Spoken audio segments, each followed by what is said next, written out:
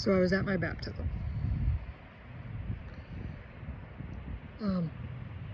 Walking into that baptism, I wasn't afraid at all. My nerves were fine. In fact, my daughter even asked me if I was doing okay as I was getting changed, and I said, yeah, I am. I'm doing really good. And I did all my hugging, and the look on my dad's face was priceless.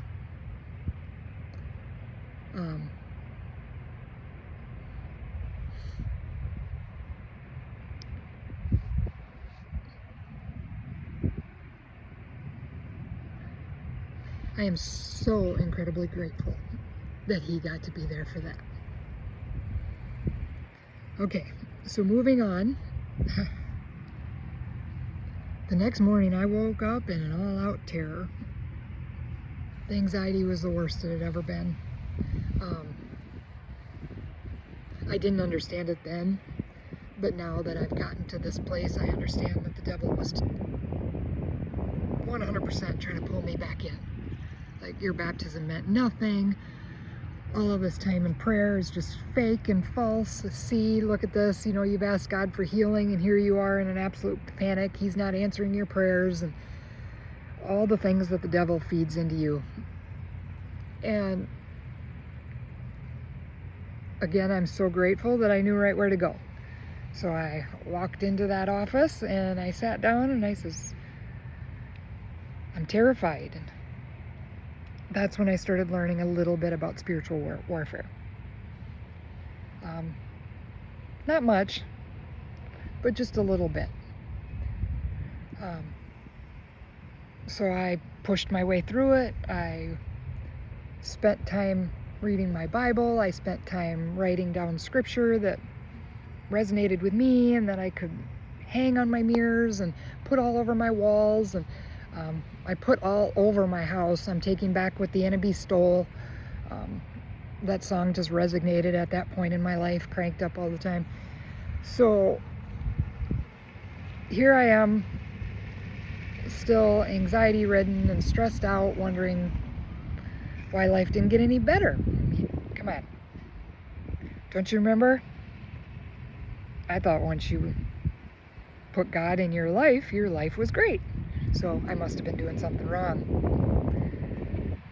Some more relearning and reteaching needed to be taking place. So I did what I needed to do.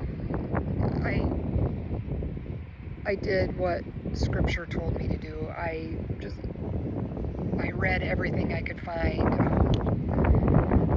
Spiritual books on, anxiety and stress and to strengthen your own faith. And I tried to just absorb as much as I possibly could. And as I did, I started to understand a little bit more about God. I started to understand that even though God allowed those valleys, and even though he allowed bad things to happen to me, and he allowed me to make horrible choices, and he allowed me to do all these things, yet he was there. Like, in the moments that were so trauma-filled in my childhood, things that I couldn't get past. Thankful for prayer over them, and to see some things that I didn't see before. Through prayer, I realized that Jesus was there through all of it, that he was sitting next to me in the moments that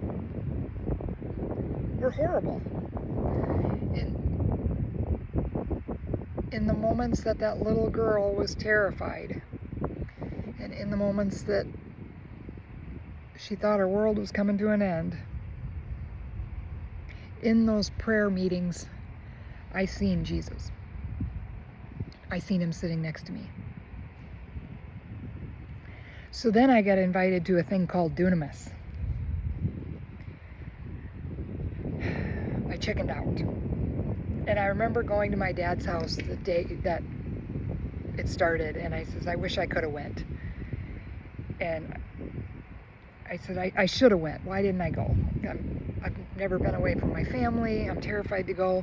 And I'll never forget Dad looking at me and saying, but what if it changed your life?